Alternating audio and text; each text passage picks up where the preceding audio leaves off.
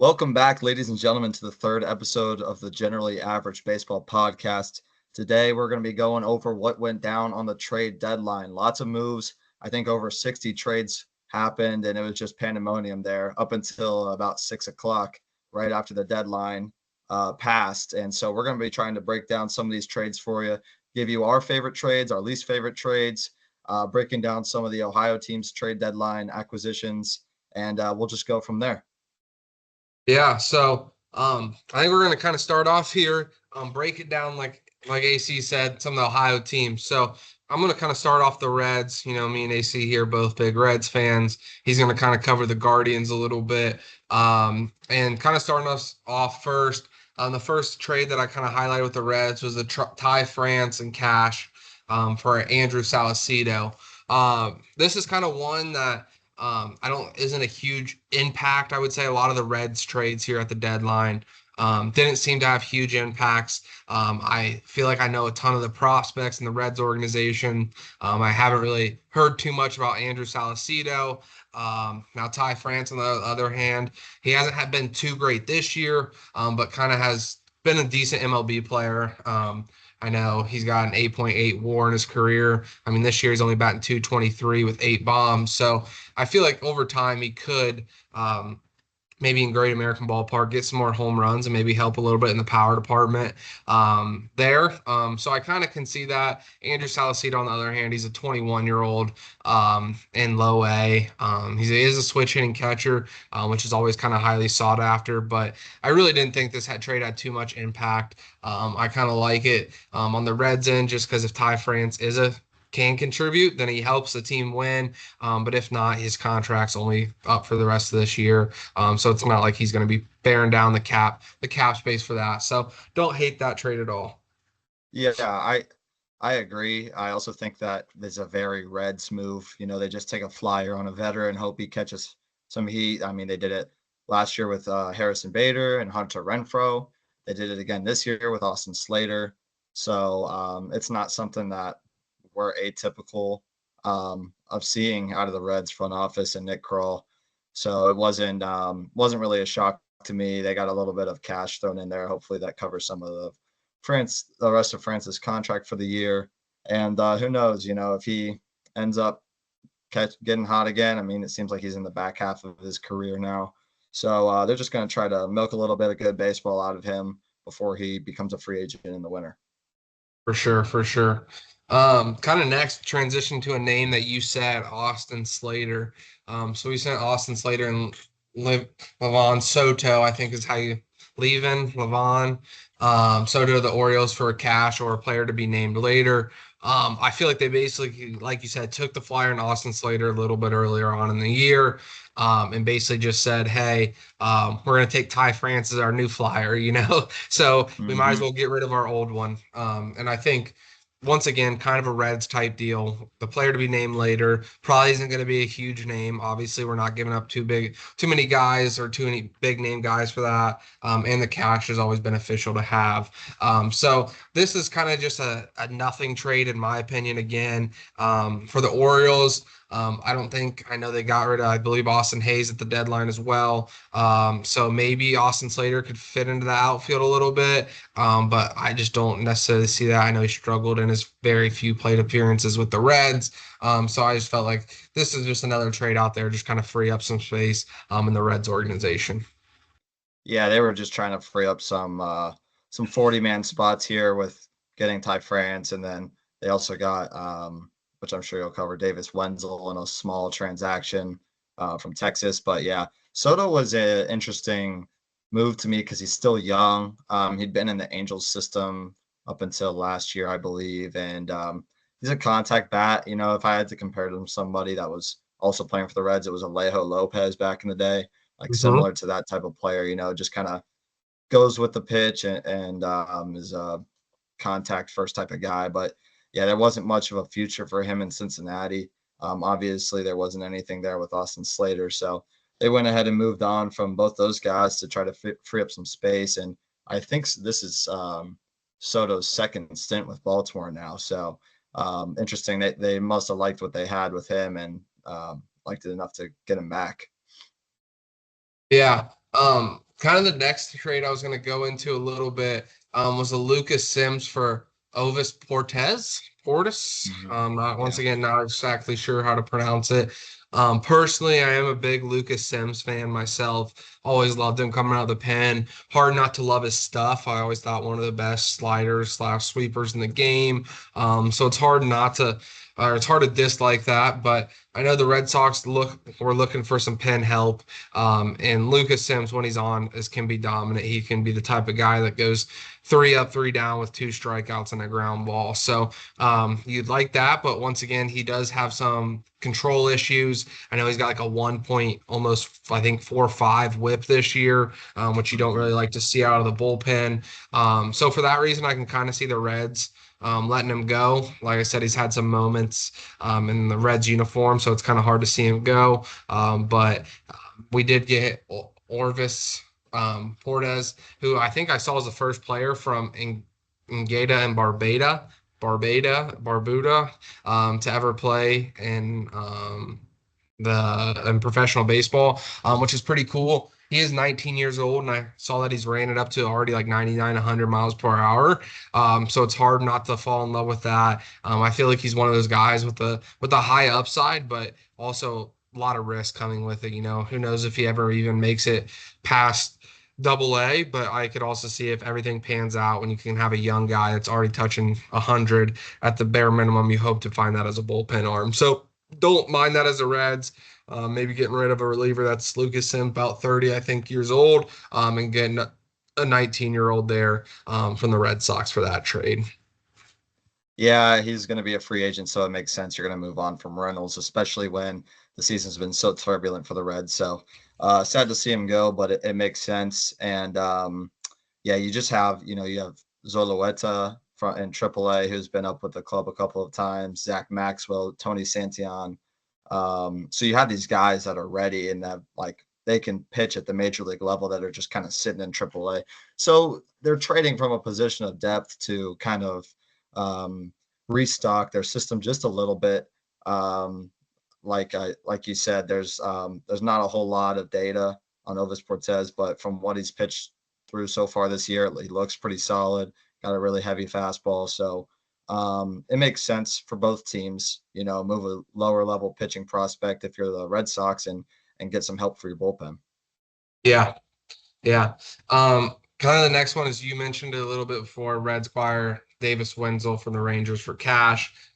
This is kind of just another one of those trades. He was designated for assignment earlier this week, and then sent to Cincinnati. I mean, he's 27 years old. He batted 128 in a few games he had in the major leagues this year. Now he has had a little bit of major league experience, so it's hard to like not take that into account. But I feel like this kind of falls into the other trades that the Reds have made at this deadline, and not exactly sure if they saw something that they think they can maybe tick or change a little bit in his swing or something like that to be more productive. But obviously, a 128 average with a 397 OPS just isn't going to play at the major league level. Now, who knows? Maybe you get him in your organization, change a thing or two, and he becomes a player that is worth whatever cash they ended up giving up for him. Yeah, I was looking at his minor league splits throughout his career, and he's traditionally mashed left-handed pitching, so that's probably why they got him. He'll be in AAA, and if someone goes down like Stuart Fairchild or Noel Marte, like they'll move guys around. I mean, he's going to be a depth piece for them. That's going to be a minor leaguer. I think he's already 27, and he's got big power potential. And like I said, I think he had like a 355 average with an over 1,000 OPS against left-handed pitching. So he obviously hits left-handed pitching very well, which is probably the value that they saw there. Yeah, not a whole lot going on. Yeah. And kind of the last one that we had for the Reds was Frankie Montas getting traded to the Brewers for Weimer and Jacob Junis. Personally, I really, really love this trade from the Reds. I always wanted to believe in Montas. You know, he was the type of guy that I know was out a lot last year with injuries, but I always felt like, he was the opening day starter this year and felt like he could be a piece for them and kind of mentor the younger guys in the starting rotation. And I think he did do that in a short time there. Um, But with his contract, not having crazy amount of success, and a lot of young pitchers and in the Reds organization that you can maybe give more innings to if he's not sucking all those innings up. So and then Joey Weimer and Jacob Junis, I feel like obviously I love Weimer just because he went to University of Cincinnati. He has shown great defensive ability in the outfield, and power potential. He's struggled a little bit up and down in his pro career, but when he's on, his power is there, and he's going to play elite defensive outfield, which is always something that you fall in love with. And then he's also still young, so it's a guy that I want to say he's in his mid 20s, maybe 24, 25 now. Not 100% sure. But it's somebody that if he clicks, he's going to be, like I said, at the worst, a good defender with power potential. And then Jacob Junis, kind of like a swing guy. I know the Reds, I feel like in recent years have felt kind of like those swing guys, those guys out of the bullpen that can maybe getting a start, or maybe like a Nick Martinez we've seen this year go 4 or 5 innings out of the bullpen is something that Jacob Junis can do. And I know he's had a good start to the year. I know he started on the IL, but I think so far he's got like a 2.5 ERA. So if that's something that you can get from him, you might as well take it. So honestly, I don't know if the Brewers saw something that they thought they could tweak with Montas and really get success from. But I did think that this was a win for the Reds, and giving up Montas for that. Yeah, I wanted Frankie Montas to work out in Cincinnati.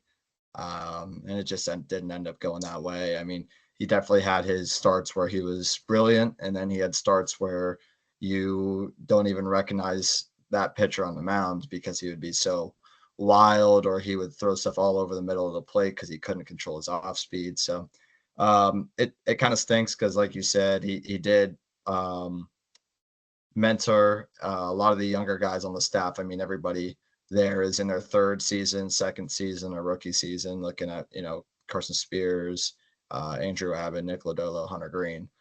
They're all really young and impressionable, and you have to think that a lot of the success this year might be in due part to what he's done to help them along. So it is sad to see him go, but it makes sense for both teams, really. I mean, Joey Weimer needs a change of scenery. He's got crazy tools. I mean, the power is real. Fielding, speed, it's there. And then Jacob Junis is, like you said, like a Nick Martinez guy, which made me think that maybe Nick Martinez might have been going somewhere at the deadline, and it doesn't end up going that way. So we'll see what kind of role he fits into, especially now that the Reds really only have 4 major league ready starting pitchers. Maybe we'll see a early appearance from Rhett Lauder. I know he's in Double-A, but his last 2 starts have gone really well. But they're going to need a 5th starter down the road, especially if they heat up at some point. So it was a good trade for both sides. I think Montas will probably pitch better for Milwaukee because everybody pitches better for Milwaukee. And he'll get out of Cincinnati and Great American Small Park, so might work out better for him. All right, so on to the Cleveland Guardians deadline acquisitions. They only had 2 of them, and the big one was getting Lane Thomas in exchange for Alex Clemmie, Jose Tena, and Rafael Ramirez. Jose Tena, a guy who was towards the top of their system, already in AAA, infielder. So was Rafael Ramirez, also an infielder, but just in the lower parts of their system. And they also gave up left-handed pitcher Alex Clemmie, who had started to come around a little bit as well. So they definitely paid a pretty price for Lane Thomas, who has been very solid for the Washington Nationals since he came over from the St. Louis Cardinals. So they're really getting a guy who's going to give them really good defense, 2020 potential. He's got power. He's got speed. He's going to hit for average. He's going to be an above average hitter. He's going to really boost their lineup and help them try to make a push into the postseason. You're in first place. Why not be aggressive? But unfortunately, that was the only real aggressive move that they made, because the only other move they made was getting Alex Cobb from the San Francisco Giants in exchange for left-handed pitcher Jacob Bresnahan. So I understand why you want to be conservative, but when you're in a small market and you have the prospect capital, you don't know how many times you're going to be in first place coming to the trade deadline, especially with the state of that division where three teams are now looking like they're making a push forward and starting to get into their window a little bit. You really need to take that next step and really go after it when you have that lead. And so I was a little disappointed that they didn't do that. But that being said, they get a really nice outfielder, Lane Thomas, and Alex Cobb hasn't thrown a pitch this year, but we've seen him in the past be, about a league average, maybe a little bit better than league average starting pitcher. He's on the wrong side of 35 now, but that doesn't really matter when he's on a rental. So it'll be interesting to see how that one works out. I wish that they did more, but it's the cards that they got dealt.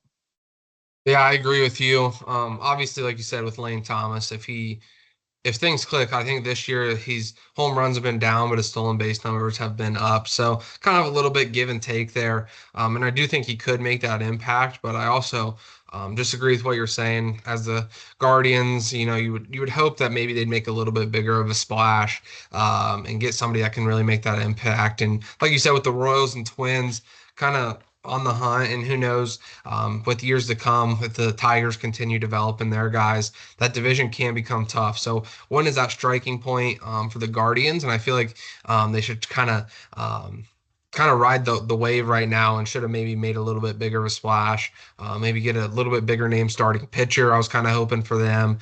Somebody that can come in with some of the recent struggles that they've had from some of their pitchers, and somebody that could come in and make a bigger impact. But like you said, I do understand maybe not wanting to get rid of their prospects because you don't get them, you don't come into some of those prospects every day. So it might be a hard thing to do. But I really wish they would have made a little bit bigger of an impact there at the trade deadline for that. Yeah, and they just got the number one pick. They had what I consider to be the best hitter in the class. Why not be aggressive? You basically just stockpiled your system with that guy. Like that's going to be your guy for the next 5 years. You're not going to get a prospect better than him until he debuts and graduates. So why not move one of your guys that's in the 5 to 10 range on the MLB.com prospect list and try to go after it?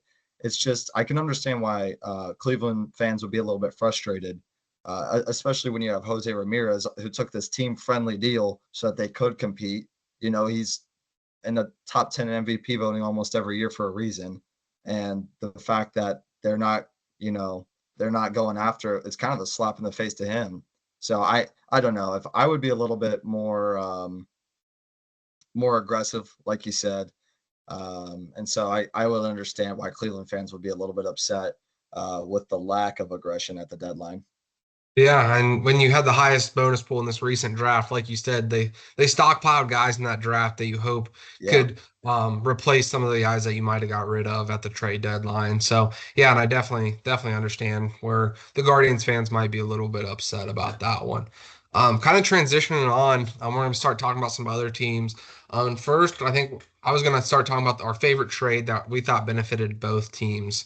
And for me, the number one that stood out was the Orioles acquiring Trevor Rogers from the Marlins in exchange for Connor Norby and Kyle Stowers, for multiple reasons.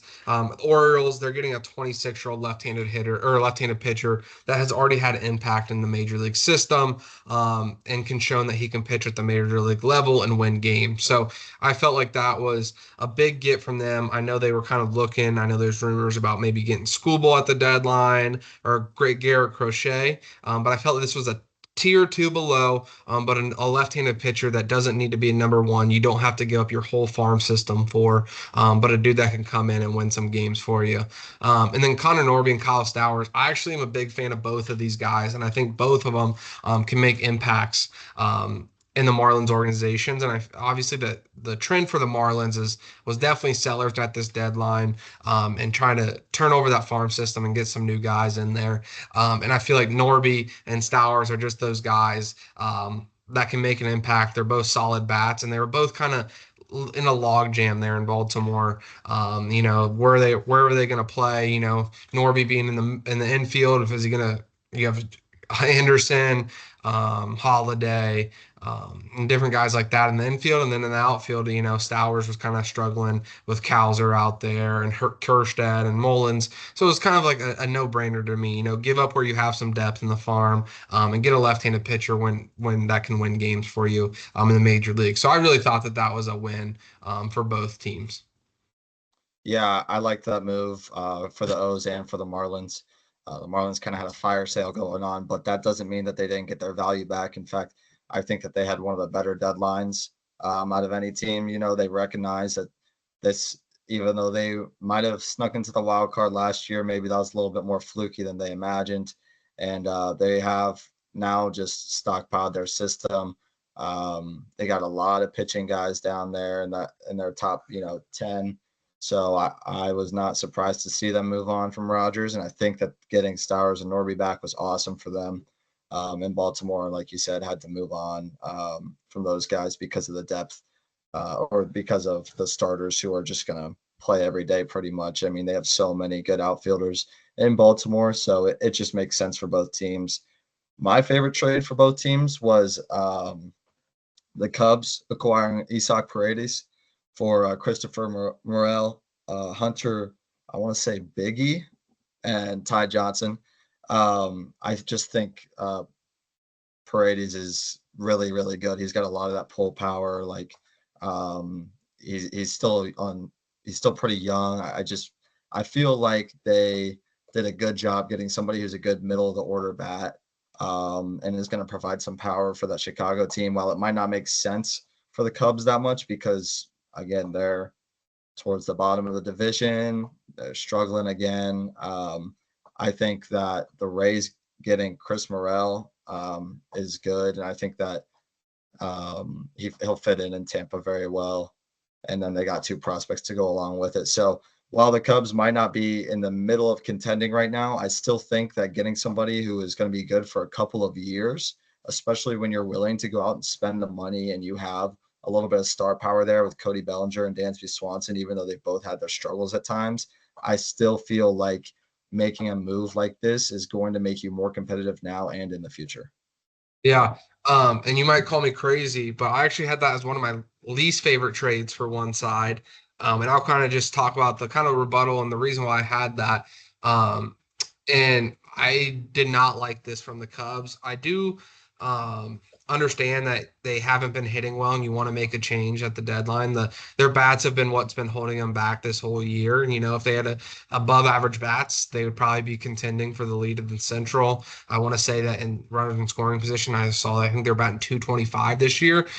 So Isak Paredes can definitely help that. But just looking, and this is hard for me because usually I don't like taking in too many crazy like batted ball data and stuff like that. Usually I'm like, oh, what's their real numbers? Don't want to get too far in depth with it. But if you look at his batted ball numbers, they don't look super good. A lot of his home runs were very pull side in Tampa, where it's at a very short porch where it comes in. And so I felt like it was a lot given up. Christopher Morel, who has really good batted ball numbers, even though his real numbers don't necessarily show that, and two prospects on top of that. Christopher Morel kind of just strikes me as a guy that's going to thrive in Tampa Bay. Now, you can't take that into account when you're making this trade. But I don't know. I just thought the Cubs, it made it a little bit better that they do self-control of Paredes for a couple of years. So I definitely understand it. And there were very few trades where I was like, oh, I feel like they're very one-sided. But this was just one where I felt like at the end of the day, right now we might not look at it as one-sided, but maybe a few years from now we might be looking back on it and say, hey, the Rays really pulled off another one. And probably because they've done it before is probably the reason why I lean that way as well. Yeah, and I can understand that. I mean, I don't know why anybody would willingly deal with the Rays just because you're going to get fleeced. Even like you could be giving up, somebody that you has really struggled in your system, and they'll find a way to get some use out of them. They do it with everybody. And like you said, like Paredes, he really only pulls the ball. I mean, he doesn't have much of a whole field approach or anything like that. But I don't think it's necessarily a knock on him that he pulls the ball a lot because he does get into his pull side power a ton. And he just punishes pitchers when they make mistakes on the inner third of the plate. So I can see where you're coming from on that, but I still have to to give him some props because I think that he's just going to continue to develop into a good player. Yeah. No, I will talk about another trade that I did actually enjoy both of them. This is just going to be a quick little bit here, but I actually really enjoyed the Red Sox and Pirates trade of Quinn Priester and Nick York. It's kind of one of those deals where both of them are young guys. I think Quinn Priester sniffed the big leagues a little bit. Nick York Mhm. yet to. But I know Nick York has kind of been in a little bit of a log jam there in Boston, and in the middle infield. I know they said at second base. They've had some success there with other minor leaguers in their system. And Quinn Priester, he's got the stuff to be successful. I just don't think in Pittsburgh has really been his top place for that, and they've kind of loaded up on their arms. So I actually really enjoyed them getting a little bit depth there in the middle infield. Obviously, you have O'Neill Cruz and Nick and Nick Gonzalez. Am I Yep. blanking? Nick Nick Gonzalez. Gonzalez.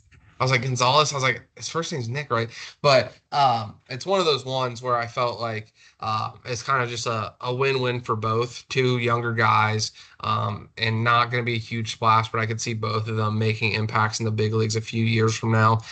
So I thought that was another cool kind of under the radar trade that I enjoyed. Yeah, that one was weird to me. I mean, I get it. I get it from Pittsburgh's side. You have, your two gonna be top two guys in your rotation for the next 5, 6 years. And Priester was a top 100 guy a couple years ago. He's struggled recently. I think that he's gonna figure it out at some point. I mean, with pitchers, you just got to give him some time. We saw Hunter Green struggle for the first 2 years of his career, and after this July, he probably threw himself into Cy Young contention. And I say that loosely, but still, like, guys are going to struggle when they get to the big leagues. Nick York is an absolute stud. I think he's going to be extremely good. So I'm not totally sold on it being good for Boston yet. I still think Priester's good. Like I said, it's going to take him some time. But for Pittsburgh, I completely get it. I think Nick York is going to be very good for them, and it just helps boost their infield that's already got some key players in it, like you said, with O'Neill Cruz and Nick Gonzalez. So yeah, I can see why it would be good for both teams. But I really, really like it for Pittsburgh. Yeah. I don't know. Do you have any other favorite trades that you kind of had for both teams? Or are you cool to run into one-sided ones or? Yep, let's do some one-sided ones. Yeah. So my favorite one for the one-sided ones was the Dodgers acquiring Jack Flaherty from the Tigers Hmm. for Theron Lazaro and Trey Sweeney. For me, um, I thought this was a great deal for the Dodgers. Jack Flaherty's kind of had a comeback year a little bit in Detroit. He showed himself to have below a 3 ERA with a good K per nine there. So I felt like with the injuries that have happened in Los Angeles with like Yamamoto, you obviously have Shohei not throwing this year. Walker Bueller been in and off. Kershaw recently coming back. They have a lot of young guys that have been in that rotation and haven't done terrible. But if they're going to compete for a World Series, I feel like Flaherty was a great pickup for them if he continues what he's doing, what he did in Detroit. And then for the Tigers, I just wasn't a huge fan of this return. I did see it came out today that the Yankees were originally thinking about Flaherty, but they had some injury concerns with him. So Yeah. maybe that caused them to not get as much as a return as they, if you look strictly at the numbers. But I know Lazaro, he's a switch hitting catcher. That has had some success, but he is 21 years old. I think he's in high A. And I saw that he's going to be Rule 5 eligible by the end of the 2025 season. So that's basically saying, hey, by the end of next season, he's got to be on the 40-man roster, which I think is a bit of a stretch. And obviously, they just called up Dylan Dingler this year, who I think can be successful there in Detroit. So I don't know if there's a spot for him. Obviously, if his potential pans out, I think he can be really good, but I feel like it was kind of a reach. And maybe for the caliber of player that Jack Flaherty has been this year, there could have been more. And I like Trey Sweeney. I don't know if he's a huge impact guy. He'll probably be in that AAA, maybe come up and be a rotational guy in the big leagues, but nothing to really write home about Trey Sweeney for that pick. Yeah. I agree. I think that the Jack Flaherty should have warranted more from the Dodgers. And the catching prospect, I know he had a really good year in low A. Can you remind me what was his name? The catcher, Yeah, Lorenzo Theron Lorenzo. Okay. Lorenzo. I was looking at his numbers a little bit. I didn't know much about him, but when I looked at his numbers, he had a good year last year. Um, it's a that's a good prospect to get back. And Trey Sweeney is also a decent prospect. You know, he's in AAA. He's had the same numbers at every step of the way, getting up to the big leagues now. I actually wouldn't mind seeing him in the bigs to start over Javi Baez next year until you get McGonigal or one of your other middle infield prospects up.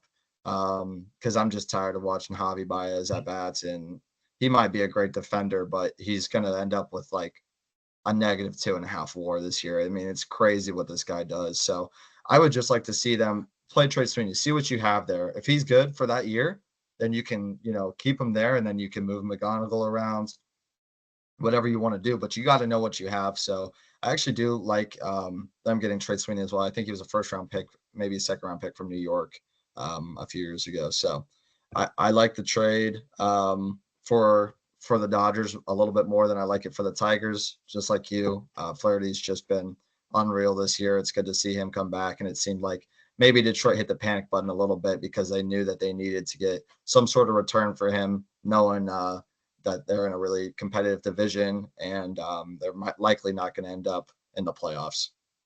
Yep. My favorite one-sided trade was the Blue Jays receiving Jake Bloss, Joey Loperfido, and Will Wagner for Yusei Kikuchi. I really don't know what the Astros were thinking when they gave all that up for this guy who is, I think, washed would be a strong term, but he's definitely not in the prime of his career. He's struggled a little bit these past couple of years. Like, you're giving up two MLB ready prospects. You make the argument right now that Jake Bloss is actually better than Kikuchi. I mean, I know he's only had 3 starts in the major leagues, but you have to imagine he's just going to get better with time. Joey Loperfido is a good power and speed combo. He's been really good throughout their system. And then you get Will Wagner, who's in AAA already. So you're getting 3 guys really close to the big leagues if you're the Blue Jays. And, if you hit one of them as an everyday regular player, you're already getting more value, I think, than what you gave up. Yeah, I couldn't agree more. That was the one I was kind of juggling with as my favorite one-sided trade. It is hard to imagine that like giving up that much for Kikuchi. I do feel like the Astros just have kind of just always neglected their farm system in the recent years. Like always have been the type that, we're in that win now moment, let's try and get guys that and get us to where we need to be right now, and we'll figure out later. And that kind of seems like this deal right now. Kikuchi might be able to help him make a playoff run, and that's if he's good. And that's what kind of shocked me. I could understand giving up that if they were going to get somebody that's like a surefire guy that's going to help him. But yeah, Kikuchi will probably give him innings and keep him competitive, but I don't think he's on the caliber. I agree with you, the caliber of getting that prospect return.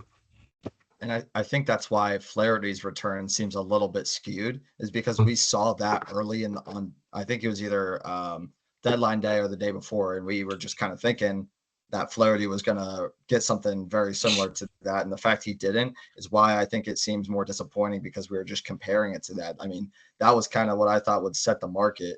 And maybe Flaherty got what his value is back, but when you see what other teams are getting, it kind of makes it feel more lopsided than maybe it really was. Yeah, no, I agree. The next one, kind of my least favorite trade for both sides. The more I think about this, the more I kind of disagree with myself about this take. But I said the Royals acquiring Michael Lorenzen from the Rangers for Walter Pennington. And now as I look a little bit more, I understand it a little bit more for the Royals. But for the Rangers, I don't really understand it. They've had a lot of injuries in their pitching rotation. They won the World Series last year. I just don't understand why you get rid of Lorenzen. He's been a decent starter for him this year. He's got a 3.81 ERA. He's a guy that can help him compete and has a lot of experience, and a guy that I feel like could help him win. Now, on the other hand, I don't know too much about Walter Pennington. I know he's made his MLB debut and had a lot of appearances so far and has been pretty good this year in AAA. So at least it's a decent return and a guy that can probably help them sooner rather than later. But I just felt like on the Rangers side, you'd probably want to keep the guy that can be an impact in your major league team right now. And then on the Royals, I do think they're competing for a playoff spot and can get a playoff spot. But I feel like they're maybe even a year or two away. And if this Walter Pennington can pan out, he's a left-handed pitcher that can make an impact maybe 2 years from now and win the division for you. So that's why I guess, my original thinking, I do think the Royals kind of won this trade because I think Lorenzen can be a very good pitcher. But that's also with me saying I don't know a crazy amount about Walter Pennington. His numbers on the front look good, but it will be interesting to see what they do with him. Is he an impact arm for them on the major league scene this year, or is he a guy that they keep in AAA and doesn't help the team? So I could understand it more if he does help the team, but if he's not, then I don't really see it for the Rangers. Yeah, I think Lorenzen,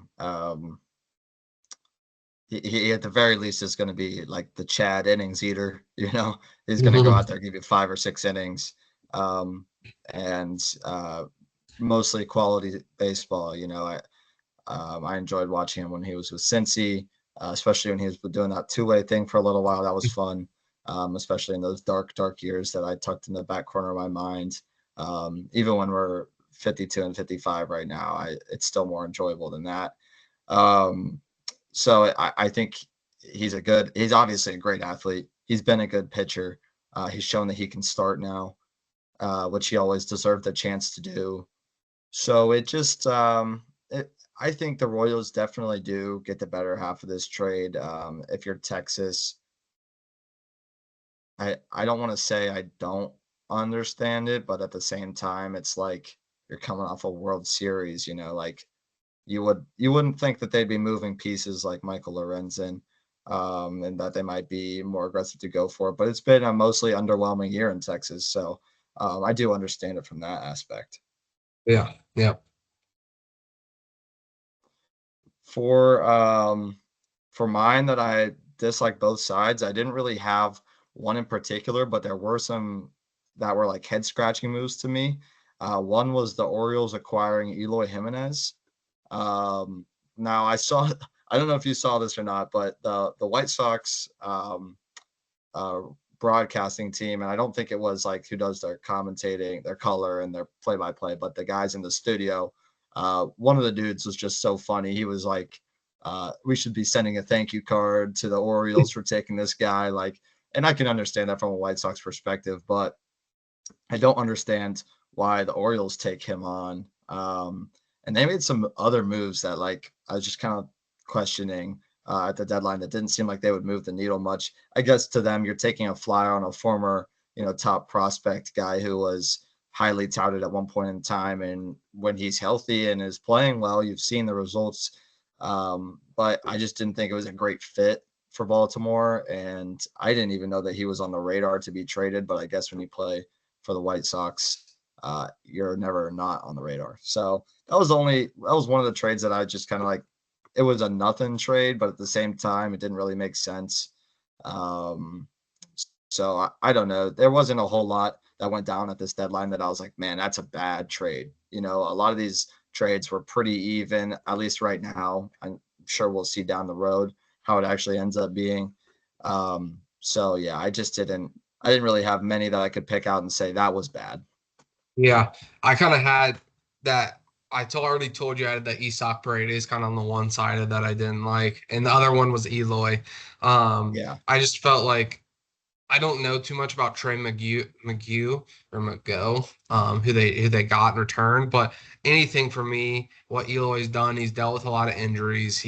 has a contract that I know it's team options next year and the year after. But I just feel like any way anybody you can get back for him is a win. And it's hard. It sucks to say that because he had such high prospect intrigue early on in his career, but I just don't see that being an impact guy. Now I also can kind of see the Orioles side of it. If he does pan out or if he does stay healthy and wants to play, maybe he hasn't been giving his all in Chicago, and who knows, he gets in a new system and thrives. So I guess I can kind of see that. But it was one of the ones that I was just like, do you really want to take on this guy? And who knows really what you're going to get from him. But I guess if you're not giving up too much, I can kind of see it.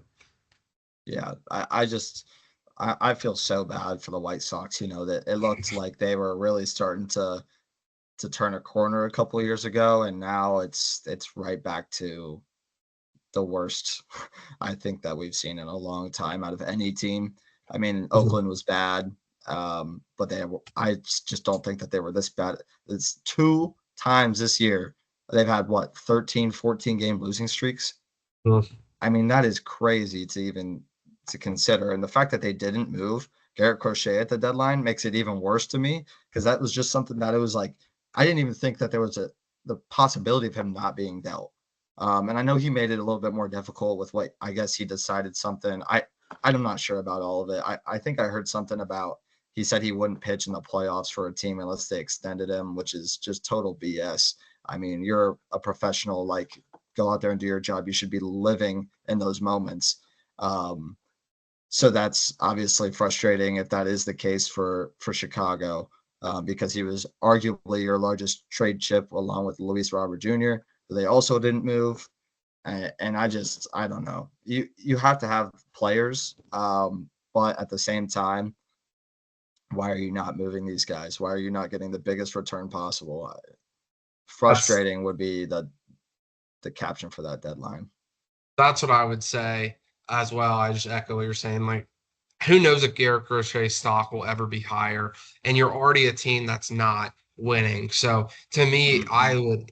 I would do everything I could to get rid of him, just because Yeah, now I think he's a great pitcher. But like I said, where your team's at, if you're competing, then I understand 100% not getting rid of him, which I'll kind of get into a little bit topic of that in a little bit. But I just feel like that's somebody you could get a high return on. Same with Luis Robert. Might as well cash in on those guys now and build a farm system of guys that can play together, come through the system together, and do a full reset. To me, this seems like a half-hearted reset when a yeah. team that needs more than a full reset. So that's just Yes. where I'm kind of at with them.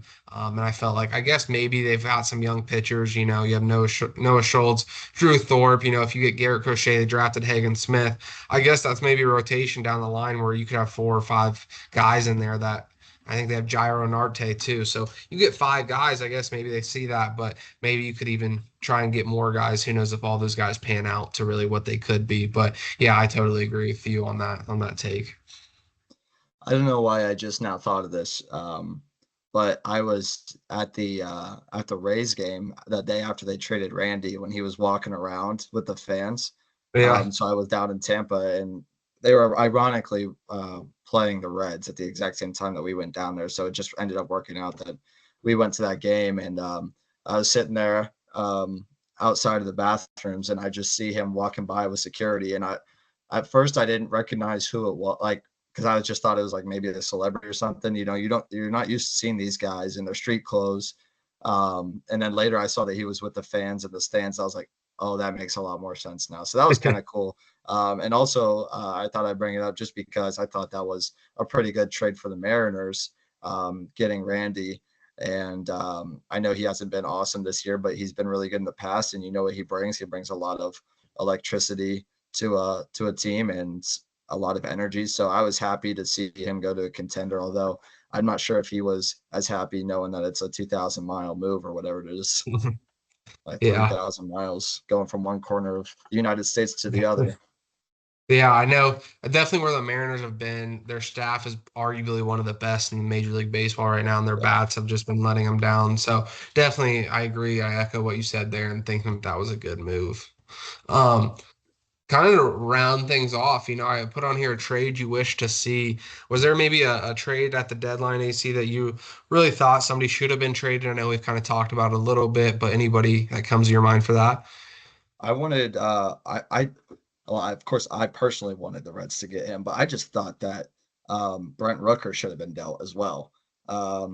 Oakland's not competing right now. They're not going to compete unless they're planning on signing him long term, and he's already, let's see, 28, I think. So like you Mhm. could sign him long term, and maybe by the time that the contract's up, you'll be contending, and he'll still be playing good baseball. But it just seemed to me that you should have been moving him. I would have kept Mason Miller because he has so much team control. Although you would have gotten a massive return, I think. But it just seemed to me that Brant Rooker, I think he had a year and a half of control, should have been dealt. And I think they would have got probably the biggest return we would have seen because that dude's been unbelievable for the past 2.5 seasons, just absolutely raking for Oakland. So the fact that they didn't move him was a little bit disappointing to me. And if he was in Cincinnati, I would have loved that as well. Although I'm aware that they probably would have had to give up somebody that's in their top 5 in the system, maybe a Cam Collier or a Sal Stewart or a Chase Petty, something like that. So while I think that he would have been a good fit with some other teams as well, I was disappointed that the Athletics just didn't ultimately move him at the Yeah. deadline. Yeah, I agree. I definitely thought the Athletics would get a little bit aggressive there.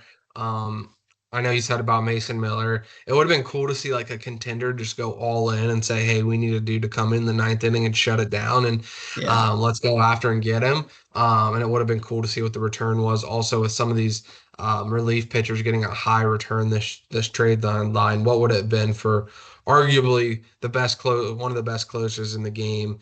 And he's young with control. So that would have been interesting. And a kind of a trade I wish to see um, was Tarek Schoolball to the O's.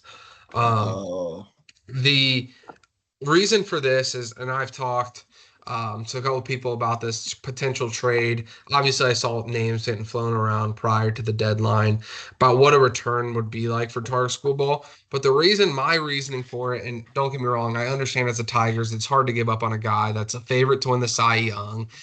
He's still relatively young, I think 28. He's a guy that can be a front of the line starter for them. But for me, and this is kind of what I equated it to, I felt like if they kept Tarek Schoolball, I felt like they're going to compete for like AL Central championships in 5 years. Like I feel like once their guys get older, Schoolball will be low 30s and they can compete for AL Central champions. But I felt like if they got rid of him and got some of the return that I was seeing, I felt like they could be World Series contenders in 5 years. And that was what I felt like the difference was for me. I know it's hard to get rid of a top of the line starter, and their pitching um, depth, like in their prospects, isn't the best. But I just imagine that what that lineup. I know I saw some of the trades from the Orioles, what they might have been gotten. Kobe Mayo was mentioned, but Samuel Basayo was mentioned. If you could have gotten those two guys, you could have got your catcher for the future, who I think is an elite guy, and your corner infielder, a third baseman that I think has a potential for 30 plus bombs and 100 plus RBIs with a close to 300 average. I'm super high on Kobe Mayo. And so for me, once again, I'm not saying the O's offered that, and who knows what talks even happened, but I just thought if you could see a lineup, I envisioned a lineup of like Basayo behind the plate, at first, maybe Jace Young, Colt Keith, even Torkelson. It's hard to give up on him considering he's a first round pick or first overall pick. He has yeah, struggled. You got Colt Keith, Jace Young at second. You just drafted Bryce Rayner at short, Kobe Mayo at third, and then you got Max Clark, Riley Green, and another outfielder out there. And I didn't even mention Kevin McGonigal, who's been tearing up the minor Gary leagues this Carpenter year. too. Kerry Carpenter. I know there's a lot of lefty bats in there, which I might be a little bit of a concern. I think like 7 of those 10 people I named were lefty bats. But for me, I just thought that lineup is a lineup that could be amazing for years to come. Now, like I said, you got to have some pitching, but what pitchers couldn't you get in free agency to pitch A in Detroit and B to pitch with that lineup behind them? So that was something I dreamed about. And like I said, I just kind of equated it. I think the Tigers will be good in the future, but I thought they could be great and be like a future almost Baltimore Orioles type system there in Detroit if they did a trade like that. I I wouldn't have done it for two reasons. One of which you touched on pretty briefly is that their pitching depth is pretty slim. I mean, Mhm. I thought a lot of these guys, Ty Madden and Casey Mize and Matt Manning were all going to be in their rotation, and it just hasn't worked out that way so far. So it kind of, from that perspective, it's frustrating for the Tigers, but you just don't have the depth to be moving guys that are potential aces, especially like you said, they signed him to a long-term deal. They'll probably retain him during their competitive period. And hopefully they're able to, win a couple championships, whether that be an AL Central, a pennant or a World Series. And while the return would have been absolutely massive, I still think that giving up a Cy Young guy is pretty huge. And when you think about how the Tigers have built success in the past, you think about that rotation when they went to the World Series. I mean, we're talking like Justin Verlander, Rick Porcello, Doug Fister, David Price, all these guys who Max were Scherzer. Max Scherzer. Yeah. I mean, like they've built their championship title teams around pitching. And it's a huge park. So you kind of have to build it around pitching in a sense when you play in a stadium that big. So for those two reasons, that's why although it would have been fun, it would have been really, really fun. And I wouldn't have been mad if I was a Tigers fan, I wouldn't have been mad at all. But those are the playing devil's advocate here. Those I think Yeah. would be the two cons of why you wouldn't do that deal. And like you said, who knows if Baltimore was even offering that. But it was certainly a fun mock trade to look at, was seeing what they would get back for Tariq. Yeah. And I think now as a Tigers fan, you just hope Jackson Jobe turns into the guy that he is, and Yeah. then you compare those Yep. two together. And if Hmm. Jackson Jobe is what I think he can be and what he's shown, and then you have Tark Schoolball as your one and two of those two, Hmm. that's I can fully understand it, but definitely like you said and I said before, would have been a cool thing to see. Um, on both sides because I think it would have made Baltimore Yeah. the World Series favorites for sure. Because that 1-2 punch of Corbin Burns and Tarek Schoolball would be amazing. And I think it would have Hmm. given the Tigers the best farm, one of the best systems, if not the best in all of Major League. So it would have been a cool little deal. Yeah, and for me, I feel like Detroit was two bad signings from being really good. I mean, you look at the two biggest contracts on the roster, it's Kenta Maeda and Javier Baez. It's like the two worst players in the major leagues right now. Kenta Maeda got sent down, and he's getting paid, I think, like $15 million this Yeah. year, something ridiculous like that. And he might even be a multi-year contract. Get what they were thinking when they gave that out.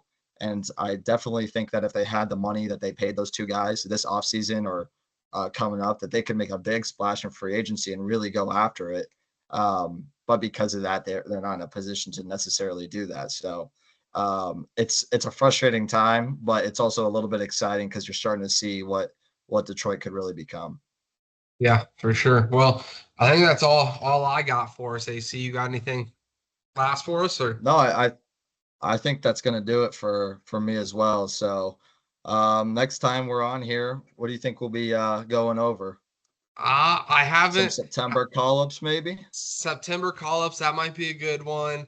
Um, I don't know. Maybe talk about what's happened, what we see, maybe playoff, what's looking like that. Maybe we might do a Yeah, projection for like Cy Young MVP, a late yeah, season while we have a couple things like that. So definitely cooking up some ideas up there of what we can do for our next episode.